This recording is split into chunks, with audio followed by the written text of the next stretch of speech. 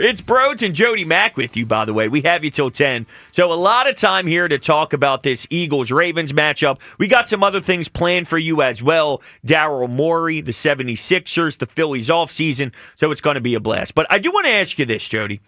Knowing what's at stake for Derrick Henry and Saquon Barkley, individually speaking, whether it's Offensive Player of the Year, maybe someone can sneak in and win MVP that's not a quarterback, I don't know. But knowing that that's a storyline between Saquon and Derrick Henry, do you think that adds juice to the fan base heading into this matchup? It should.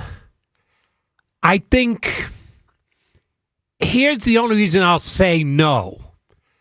Because Derrick Henry, even though Johnny Mac just ran the stats for us, and they're pretty damn close, he's got more touchdowns than Saquon does. Saquon's got a better overall total and slightly higher yards per carry, so that's why he is right now in some betting markets third, in others fourth for the MVP right now. Henry's down in 8 or 9 territory, somewhere thereabouts, because I think he gets less push because he's got a quarterback who's ahead of everybody except for Josh Allen in the MVP race. I think Eagle fans will look at this more as a showdown between the running back of the Eagles and the quarterback of the Ravens than the two running backs, because they're right now 2 and 3 or 4 in the MVP race. So I think it's a showdown between Lamar and Saquon more than Saquon and Derrick Henry. Yeah, listen, that's fair for sure. So I asked the people, and we'll get to the phones in a second here, 215-592-9494. Does it add more juice for you on Sunday knowing Derrick Henry, Saquon Barkley, and if you want to throw Lamar Jackson into the mix, are all fighting for individual awards? Do the individual awards move the needle for you? So I asked the people on Twitter, and right now 58% of the voters say yes, they are watching with the focus of wanting Saquon to win, and that does give them some extra juice behind them. 42% says no, just focused on a team win. And it's funny because the comments are bringing up Joel Embiid. A lot of them are bringing up Joel Embiid and what was driving him to win a regular season award and how maybe that took away from the overall goal. Didn't even mention Joel Embiid, but the comments go directly to the Sixers big guy. Not surprised at this time. We have so many thoughts on that. Let's go to the phones, though. We'll get there. Let's go to Eric in Fox Chase. What's up, Eric? You're on WIP. What's up, fellas? Yo, Eric. What's up? Not my favorite old head and my favorite young boy. What's going on? It's Brodes and Jody right here for you, man. No, I just think the Eagles are going to, pound them into submission, hopefully. I said this to you a couple weeks ago, Brodes.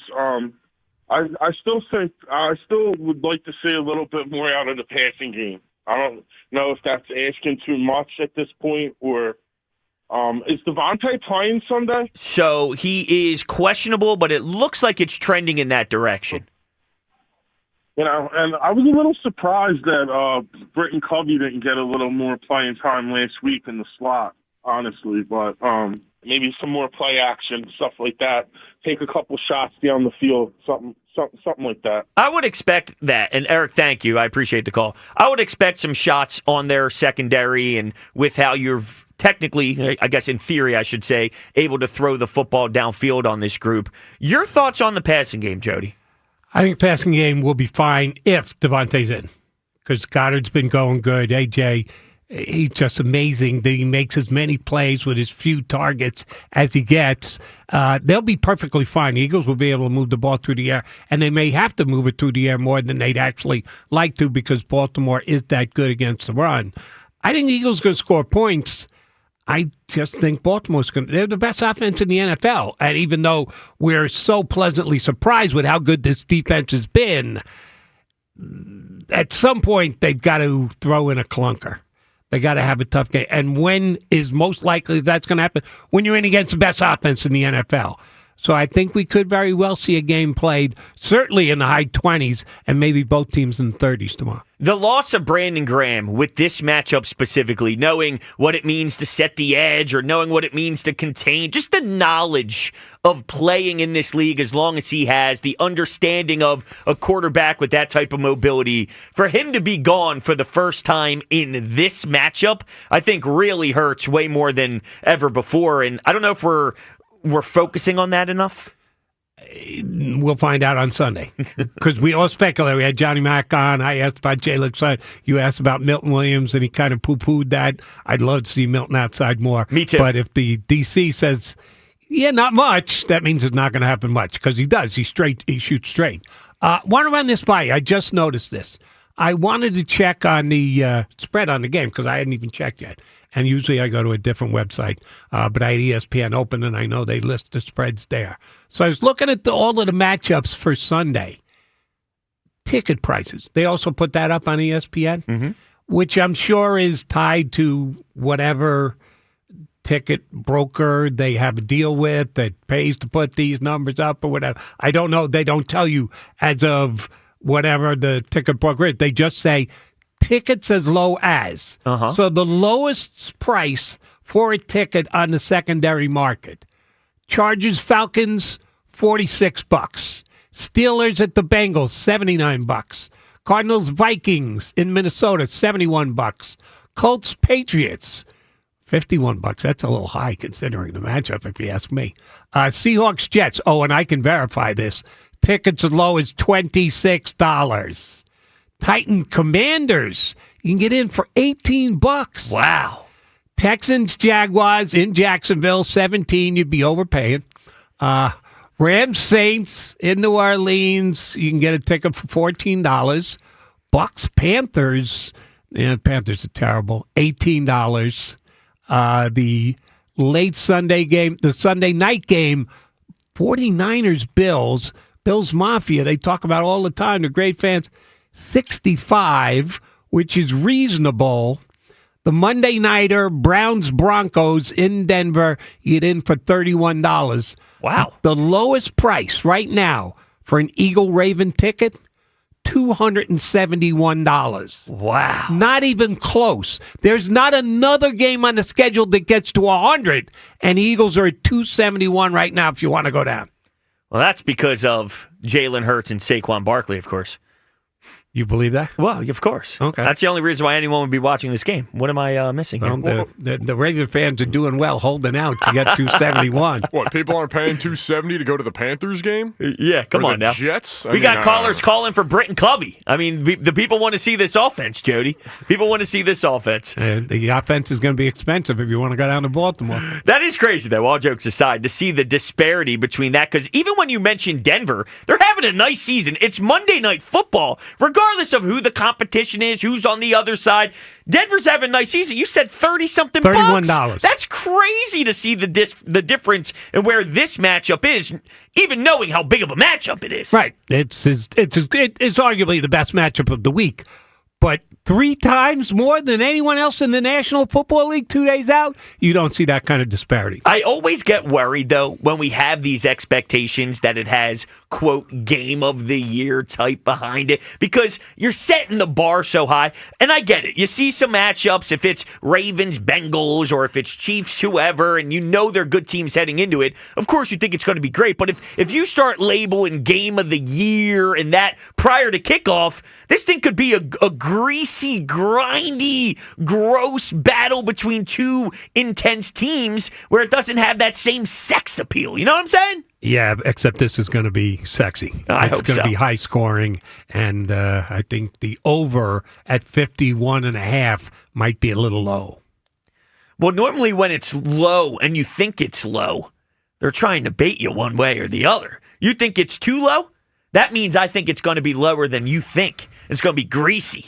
I'm telling you, it's going to be two teams that are battling in the track. You know what's going to be? This is why I think it might not be as flashy. I think the Eagles are going to stay to who they are, and they're going to try and run this puppy. And then the Ravens are going to try and suffocate them at the line of scrimmage, and it's going to be a fest of just trying to run the ball and see who could win those extra 2-3 yards when you're grinding each play. Yeah, I think the Eagles, the one thing that John said, and it's so on point, and I give the offense coordinator a lot of credit for this. I don't know about you on the shows that you've done, but when the Eagles were 2-2 and Sirianni did some foolish things and said some foolish things and was feeling the heat here in Philadelphia, I got a lot of, and it's not even Kellen Moore's offense. Kellen Moore is just running Sirianni's offense. Kellen Moore is just calling Sirianni's plays. And I said, you don't know that. You're not. You don't have the microphone in your helmet. Jalen's the only one who knows what they're calling. I didn't buy that. I thought it was just a gross overreaction the whole time. I think Kellen Moore has done an outstanding job. Both of the coordinators have done an outstanding job for this team. This might be his toughest test this week, calling the plays for this game, because he has had the ability, with the Eagles playing ahead, to put oomph behind the running game. Oh, yeah, you think you're going to stop it? No, we're going to run it anyway. We're going to dictate terms here. Offense coordinator, they love to dictate terms. And Kellen Moore has got to dictate terms a bunch this year. I don't know if he's going to be able to dictate terms on Sunday. I think it's going to be a wide open affair. All right. Well, we'll find out. I'm excited for it, though. All right, let's go back to the phones. Let's go to Phil in Delaware. What's up, Phil? Hey, what's up, bros? Jody, how you guys doing? What's up? Happy post-holiday. Real quick, bros, I'm really mad that they only give you 50 minutes or 50 seconds. What is it, 50 minutes or? Oh, it's 50. It's 50 seconds. That's egregious. Whoever that idea that is, Ike, whoever that is. You're gonna have to. No, Ike's a big fan. Ike would have a 4-hour flyer show if he'd allow me. Let's do that. It's Spike's fault. Yeah, it's his fault. That's who you can blame. Spike and Jack are the two that you can complain to. I will definitely do that. And yay to the Flyers winning today. But real quick on the Birds. I'm noticing every week it's something, right? First it was, oh my God, Green Bay, love's gonna kill us. Then it was, oh my God, New Orleans is the best team in best in sliced bread. Then it was the Bengals, oh we can't beat Joe Burrow. Then it was, oh we can't win Dallas. Then it was, oh my God, the kid in Washington's gonna kill us. And then it was, oh we have the old school guy that won the Super Bowl is gonna kill us. Every week there's some kind of narrative that says that the Eagles can't win. But the Eagles have showed me something. Lane Johnson was out, Mailata was out. A couple of the receivers were out, and they still forgot a way to win. So I don't doubt them anymore. I mean, I'm not saying they're going to cakewalk this, but I really think that if you look at how Pittsburgh and how Cleveland beat Baltimore, I'm pretty sure Fangio looked at both of those games and said, you know what, I think I have an idea. He has surprised me to make this team look like it's, the second coming of the Chicago defense from back in days. I'm pretty confident about this weekend. Glad to hear it. Confident, but not pretty. I'm never pretty, but I'm not pretty confident is what I meant to say. Well said. No, I mean, I'm not saying, I'm concerned. I mean, Lamar's no slouch. I mean, the team's no slouch. But I think that there's an avenue here where, we're holding them to a lower standard. And I really think they're going to surprise people this weekend. It might not be 2 touchdowns, but it might be, I think it's like a 10-point win. All right, wow, 10-point win on the road against Baltimore. Thanks, Phil. I really appreciate your phone call. That would be a good one. That would be a real good one. That would be a statement. Now, listening to just some people preview this game, a lot of the talk that I hear, Jody, is about how the Eagles aren't going to run the tables. And when they look at another loss, it sounds to me, and maybe I'm hearing it the wrong way, maybe I'm just not digesting it right, but it's almost as if it's not really anything other than you mathematically probably will lose a game. And that's more why they don't think the Eagles are going to win. And it's less about actually what's happening on the football field. Does that make sense? It does. And I don't know how to consume that. I don't know how to take that in. Should I respect that, or do I go, dude, focus on the field more and forget about what statistically the Eagles are going to do with their record? It's not about the Eagles winning the rest of the games. There's going to have to be a loss at some point, so we'll factor this game as technically that loss. I don't like that mindset. Understood where you come from, and I try and always handicap the game first. Give me the breakdown. Give me how the matchups go. All right, how much you give them home field advantage and the like. As if it's close at the end, I'll look to something like, yeah, and oh, by the way, do you think the Eagles can run the table and actually go 15-2? Do I completely dismiss that? No. Do I have that as one of the main things I will put at the top of my list when I'm trying to decide who's going to win the game? No, the matchup's more important. But when you have, I guess, this close of a battle, one of your separators would be they're due for some sort of matchup that could be tough, and this could be an L because of it. Probably, but again, I'll go back to matchups. When in doubt, give me the matchup, and I think these two teams match up really well. I think the Eagle offense will be able to move it against the Eagle defense. I think the Raven offense, did I say? I think I said Eagle offense against the Eagle defense. That'd be good if they could play against themselves. Yeah, that'd be fun. You get what I'm saying here, bros. Sure. I just think that this is going to be a very good game. And yeah, I'm sticking with high scoring. I think Lamar's going to make some plays. They haven't faced a quarterback who can run like he has. I've been uber impressed by both the linebackers all year, and they're the two key guys. They got to keep it up. They got to give us one more outstanding performance to make sure the Eagles win this game Sunday. I'll tell you why I think it's flawed, and see if you can follow me here. But it's just about when you look at the Ravens' losses, they have some bad ones. It's against Cleveland and it's against Oakland. Those are some pretty rough losses in there. If the Eagles were to lose to those teams, we'd be freaking out in town. So because they lost twice to really bad teams, do we view like the Ravens, they're due for a loss, or they're this, they're not going to win out, or we don't ever value how they're capable of losing to those type of teams where the Eagles aren't. We don't factor that in at all when we discuss the Eagles are due for a loss. Does that make sense? Or are you having a tough time trying to follow that one? I'm having a tough time trying to follow. Are you just saying because of Philadelphia? No, I'm just saying. Because we're a little bit different, or just football fans in general? Just in general, when studying this matchup, knowing that we don't dock the Ravens any points for losing to really bad teams when we look at this matchup and we're looking at the Eagles are due, we don't ever value those awful losses that Baltimore has. They are capable of losing to the Raiders and the Browns. If they're capable of losing to those teams, I don't give a damn if the Eagles are due for a loss or not. You can beat a Ravens team that have it in them to lose to the Browns and Raiders. The reason why it seems less plausible is because the Eagles are hot right now. They've won 7 in a row. The Ravens haven't.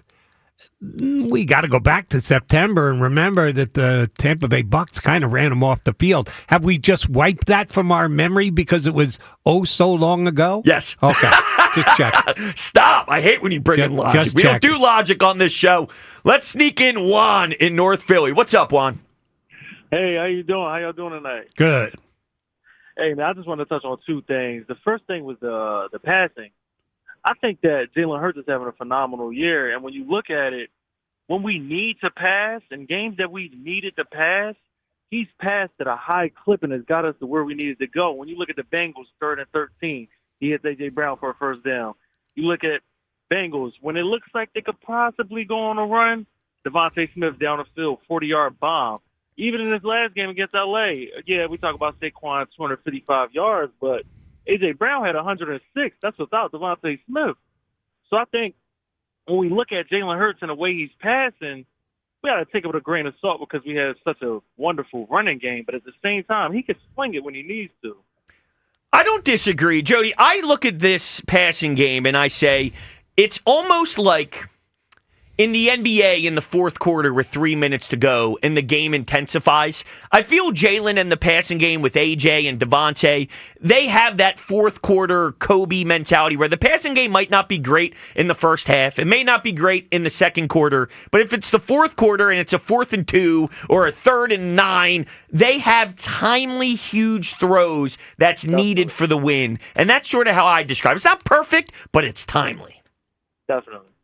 And Jalen, you're right, probably not getting enough credit for it because he's not throwing for 320 yards. He's not. Right. He hasn't had a 5 touchdown passing game. He gets you 2 and 2, which people just dismiss the 2 that he runs in himself. He accounted for 4 touchdowns. Give him credit for 4 touchdowns. But Jalen has done a very nice job running this offense this year. And then when I look at my last point, when I look at the Ravens game this weekend, I don't think it's as close as other people see it. I really don't. When we look at their losses and their close games, it's against some pretty good defenses.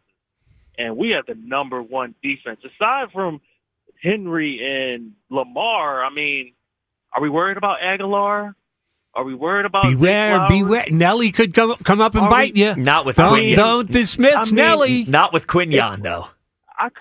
Yeah, that's what I'm saying. We got Quinyon, you know. I mean, if I threw the football to Aguilar, he might drop it. You know, it's crazy, but but you know, I don't think it's as close. I don't think we run away with it like in LA, but I think we, 10-point win comfortably. Maybe I'm being optimistic because I'm from Philly. But that's right. That's okay. That's how this goes. Thanks, Juan. I appreciate it.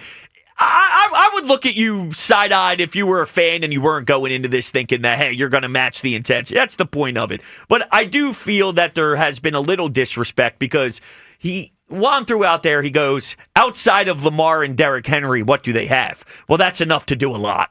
That's enough. That's very true. That's enough. A two-time MVP and a running back who rushed for 2,000 yards 4 years ago. Right. That's pretty good. And I like AJ and Devontae, and I like those guys. But if the Eagles didn't have them and you were facing Saquon, Jalen, and this offensive line, imagine saying all you have to do is stop Lane Johnson, Mailata, and Saquon, and then you'll be okay. Well, it's not easy to do that. All right, 215-592-9494. Awesome first hour. We'll continue to rock your phone calls as we roll into the 8 o'clock hour. And coming up next, we'll dive into some Sixers, some Joel Embiid, some Daryl Morey stuff. Jody Mac is not happy. You'll hear from him. It's Brodes, and it's 94 WIP. Brodes and Jodes. Hanging out on a Black Friday, rewatching the Flyers game that happened earlier this afternoon. The re-air's starting now. Are you kidding me, Jody? You were fist pumping about 5 minutes ago watching that beautiful goal by Bobby Brink. I did not see minute one of the Flyer game today. Come on. The reason I am here in the studio today is because I had made a decision that I was coming across the bridge today. Had to go to Parks. I made some Kentucky Derby future wagers today. Okay. Which you make the bets now, you get bigger odds, but a lot can go wrong between now and 6 months from now when the race is going to be run. So it's like projecting and guessing. And I think it's an educated guess on my part because I follow this stuff. So I said, I'll just stay up there until about 4:30, drive down, get to the station. I'd forgot that the Flyers were on at 1 o'clock today. Come on. I'd completely forgotten. And jumping around in the car on the radio, I go, oh, shoot, the Flyers are on today. So I went to the track, tried to find a place that they had Flyer game on. Nowhere. Because all the tracks all over the country were running. Whoa. So everywhere. Even the sports, I hang on the first floor where got about a huge bar and a place to pack. Because Parks had a live card. They don't ever run on Fridays. Parks runs Monday, Tuesday, Wednesday, but because it's Black Friday, they had a special live card, so they had 8 live races, so it was a crowd at the track. I'm used to going on days when all they're doing is simulcasting, and you get to sit wherever you want. So I tried to find a spot. They didn't have the Flyers anywhere in the entire building. I don't want to disrespect your sport, but this is disrespecting mine. I mean, I respect the horse racing game, okay? But in what world? Flyers, Rangers, 1 o'clock, Black Friday, leading you into NFL football. I mean, the game was so big so wait, that the NFL, the NFL decided to go 3:30 to not match up against this hockey game. And where did you sit today? What do you mean, where did I sit? It's your sport. You just declared it is your sport. You just laid out why the importance of today's Rangers-Flyers game could not be missed. And where did you sit? On my couch. On your couch. On my couch. Right. What, you think I made of so money? It wasn't that big a game you think I that got money? You got down there to be part of it. Huh, Mr. Hockey Head? I do this for a living. You think I got money? All right. Come on now. I got a 1-year-old. I got money because I had a good day at Parks. All right, fair enough. 215-592-9494. We're going to get to your phone calls. Jody, I want to give you the floor here because I know you're frustrated with the Sixers. I know you're angry about Joel Embiid injury stuff and the lack of communication and all of it. So, floor is yours. Daryl Morey, where are you emotionally with this nonsense? You asked me earlier, you somehow slid in Jets results. Yes. To rub salt in my wounds. They stink so bad. That is the only New York team I still root for. When I moved to Philadelphia in 1990, became a Flyers, Sixers, and 76er fan. Over time, some quicker than others. Like I told my friends who were all Flyer fans when I got here in town, I said, listen, I can't give up the Rangers until they win the Stanley Cup. And if it takes me to my death, I'm going to stay a Ranger fan to the grave. And 4 years later, they won the Stanley Cup. Took all my Rangers stuff, put it deep in the back of the drawers, put my orange out front, became a Flyers fan. But the team I first became a fan of was the 76ers. You know why? My first year here on WIP, they asked me, would you want to do a show 1 hour a week with Jimmy Lynam, who was the coach at the time, coach of the 76ers. So I said, yeah, I'm a hoop guy. You'd love to do it with Coach Lynam. So he and I did an hour every single week for the last 3 months of the season. We didn't start right off at the beginning of the year, picked up, I think, before the All-Star game, for the solid 3 months and into the playoffs or whatever. And he and I used to go at it on the air, back and forth. And Coach was great, because when I would second guess him, he'd get really mad on the air. You could hear it in his voice. What do you mean you talk? And then after the show, I'd hop on the air. I said, thanks, Coach. He goes, Jody, great time. And he'd have a laugh in his voice. So he was just a really good guy to do a show with. So I said, screw the Knicks. I'm never rooting for the Knicks again. I had a reason to stop being a Knicks fan. I had friends who worked for the Knicks. And Pat Riley was a real, I can't use the words on the air. You know what I'm getting at. Shocking. And much stronger than jerk. So easily gave up the Knicks. That was easy. And I became a 76er fan first. So I'm a Sixer fan now over 30 years. It's not Johnny come lately that I've been a Sixer fan 30 plus years. You're not even 30 yet. So I've been a Sixer fan longer than you've been alive, pal. I'm almost 30. You're getting there. I'm almost 30. It's so scary. It is. He's 1 week older than my daughter. Anyway, I am a diehard Sixer fan and right now, forget where's Waldo. Where's Morey? He made all these offseason moves, and oh, by the way, I liked most of them. I signed off on Paul George. My first choice would have been OG Anunoby, but the Knicks got him re-signed. I don't know if the Sixers ever got a chance or made an offer to him, but I like Paul George. Very good second alternative. I liked all the pieces that he tried to fit around. They did what they had to do, clear out the entire roster to get Embiid redone and get Maxey signed to the max deal and have one more max money contract. They decided to give it to Paul George. I liked almost everything that he did during this offseason, and I entered this season with high hopes. They stink. And there are reasons that they stink, the biggest of which is Joel Embiid doesn't play. But there are other reasons to it, and we've heard nothing from the general manager. Nothing. Now, you were just a wee lad when the process got underway, but it used to annoy the snot out of me as well that Brett Brown had to go out and answer questions on a night-in, night-out basis about everything in the organization. I think they asked him about hot dog prices, and Brett Brown had to stand there and give the answers to everything, and Sam Hinkie couldn't be found with a roadmap. He was nowhere to be seen. He was the man behind the curtain. I didn't think Daryl Morey was going to be like this, but now that I think back on it, yeah, he does. He does his preseason press conference. If they make a major move or a trade or something like that, when they traded Harden, he was front and center. But other than that, he's completely invisible. And I'm sorry, your general manager should from time to time. I'm not saying he has to get there after every single game. He doesn't have to become Jerry Jones, where you do a radio show in town and you're there after every single game to put out quotes, sometimes making yourself look stupid. But Daryl Morey's completely in witness protection. Where the hell is he? Somebody explain to me why this team stinks as much as it does right now, other than Nick Nurse, who's trying, who's fudging as best he can.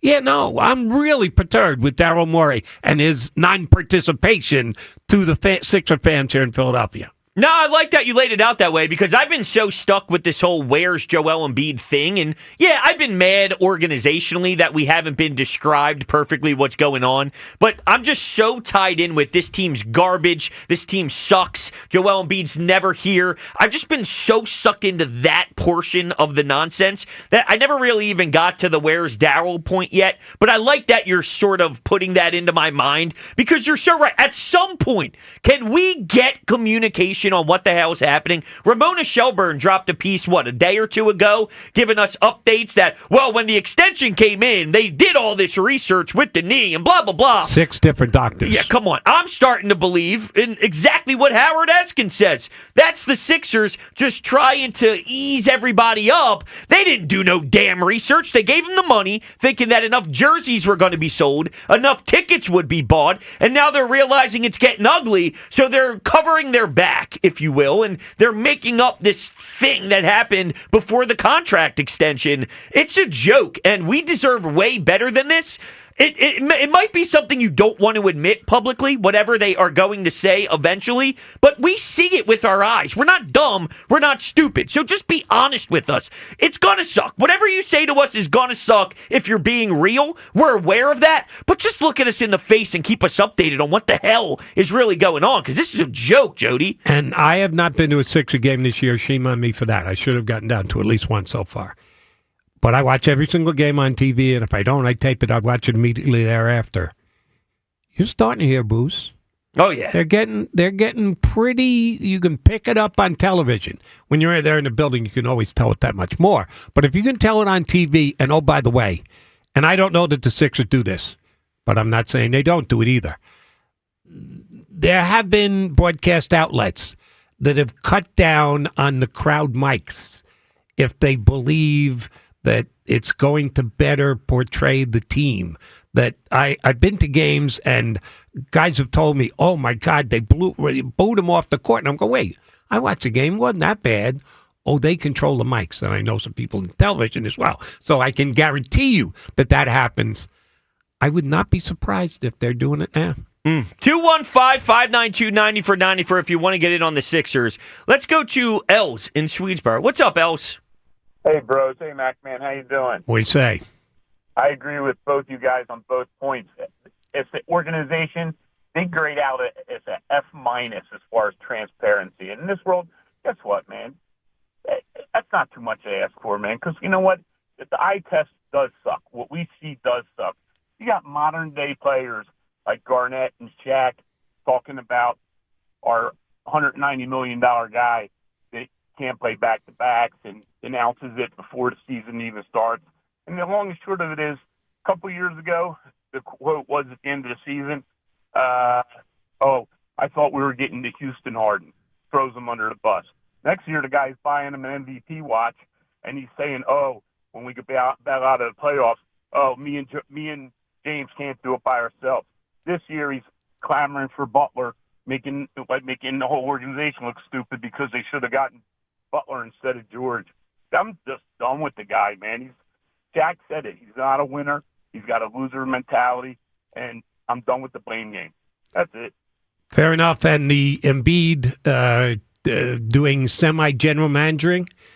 Remember when he did the TV interview and Paul George was sitting on the stage and he just stared longingly at him for like 2 straight minutes?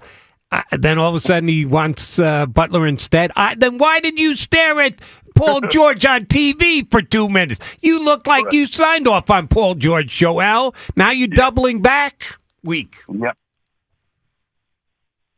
You got anything else? Just want to give you your time. Man, that's it, man. All right, listen. I can't wait for him to move to Chinatown because I'll never go to a game anyhow now. I know. I appreciate your call. I was a big Joel guy, and they've broken me. I'm seeing video clips, and there's actually a part of me, and I know Paul George hasn't played well when he was on the floor, but there's a part of me that feels Paul George wants to be a part of the solution. I do. Like, he talks to the media. He's injured, and you see him practicing, but he's got this huge sleeve on his leg that looks super insane and thick. It looks like there's something seriously going on over there, but I do feel he is very disappointed and mad and frustrated with how this thing has gone, and he wants to be a part of the solution. But this Joel Embiid stuff, I've been a huge fan. I've looked at his dominance since, he really turned the corner and became this unbelievable center, and his true shooting numbers. And I can go through the list of individual skill, how amazing he is. But enough's enough. I don't know what to do anymore. He's so great, but I haven't been able to see it in a third round ever. So it's not enough. I mean, at the end of the day, it's not enough. I don't know what the answer is, but I am really starting to hit my breaking point with Joel. And I never thought I would get to this point. Jody, I thought I would go down with the ship. He's so talented. I'd see how far it takes me, and I'll live and die with the results. If it ends up where we don't win one, so be it. I have a special talent, and that's what it is. But at this point, I'm like, you know what? Maybe I'll go with the super small backcourt in McCain and Maxey and see if they can do what Garland and Donovan Mitchell are doing in Cleveland, because I know the Embiid stuff won't work. Here's what you need to do, and thank you very much for that stance, because it only makes my Morey point more poignant. The only thing you have to take off the table is, and I got a bunch of calls on this, let's trade Joel now. They can't trade Joel now. Number one, it's against the rules. They couldn't do it even if a team wanted to overpay, which, by the way, if you could trade Joel Embiid and you were trading him now, you'd be trading him for like 30 cents on the dollar. So you can't trade Joel Embiid. So just take that off the table. That's why I'm so PO'd about Morey, because, well, then what do? We just live in infamy and wait till day of to find out if he's got a personal issue, if it's stress management, if he's actually re-injured. Is it swelling 1.2 inches or 1.4 inches? We don't know, because they don't tell us. Because Daryl Morey doesn't come front and center to talk to the Sixers fans. That's why they have every right to be ticked off right now.